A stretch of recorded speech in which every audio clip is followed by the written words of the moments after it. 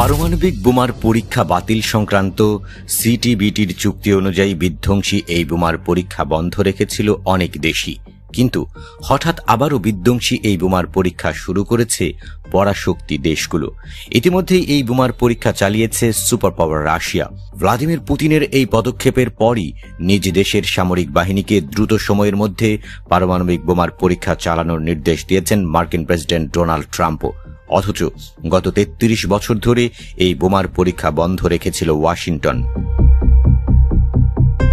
হঠাৎ করে রাশিয়া ও যুক্তরাষ্ট্রের মতো পরাশক্তি কেন নতুন করে এই পরীক্ষা চালাতে চাচ্ছে তা নিয়ে প্রশ্ন উঠতে শুরু করেছে।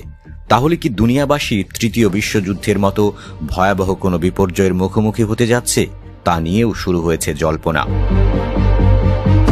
১৯৪৫ সালে নিউ মেক্সিকোর আলামোগোর্তোতে ২০ কিলোটনের পারমাণবিক বোমার পরীক্ষা চালিয়ে পারমাণবিক যুগের সূচনা করে যুক্তরাষ্ট্র।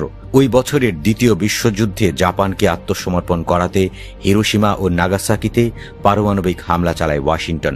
এই হামলায় হিরোশিমা ও নাগাসাকির প্রায় ২,১৫,০০০ মানুষের মৃত্যু গোটা বিশ্বকে নাড়িয়ে দেয়। যুক্তরাষ্ট্র এমন বিধ্বংসী মারণাস্ত্রের মালিক হয়ে যাওয়ায় এটি তৈরি করতে উঠে পড়ে লাগে রাশিয়া। অবশেষে হিরোশিমা ও নাগাসাকি হামলার ৪ বছরের মাথায় ১৯৪৯ সালে পারমাণবিক বোমার পরীক্ষা চালিয়ে পশ্চিমা বিশ্বকে তাক লাগিয়ে দেয় রাশিয়া। ১৯৪৫ থেকে ১৯৯৬ সাল পর্যন্ত ২,০০০-এর বেশি পারমাণবিক বোমার পরীক্ষা চালায় পরাশক্তিধর দেশগুলো। জাতিসংঘের তথ্য বলছে এই সময়ের মধ্যে যুক্তরাষ্ট্র ১,০৩২টি এবং রাশিয়া ৭১৫টি পারমাণবিক বোমার পরীক্ষা চালায়। এছাড়া ব্রিটেন ৪৫টি, ফ্রান্স ২১০টি এবং চীন ৪৫টি পারমাণবিক বোমার পরীক্ষা চালায়।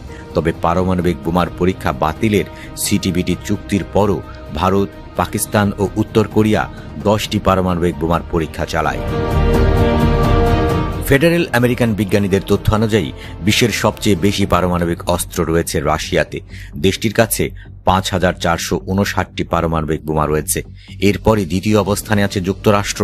রয়টার্সের প্রতিবেদনে বলা হচ্ছে, হঠাৎ করে পারমাণবিক শক্তিধর দেশগুলো নতুন করে পরীক্ষা চালিয়ে বোঝাতে চাইছে যে নতুন করে তাদের অস্ত্র তৈরির প্রয়োজন আছে কিনা। এছাড়া পুরনো পারমাণবিক অস্ত্রগুলো কাজ করছে কিনা সেটিও খতিয়ে দেখতে চাইছে। তাই আপাতত বিশ্বে পারমাণবিক যুদ্ধের কোনো শঙ্কা নেই বলে মনে করছেন বিশ্লেষকরা।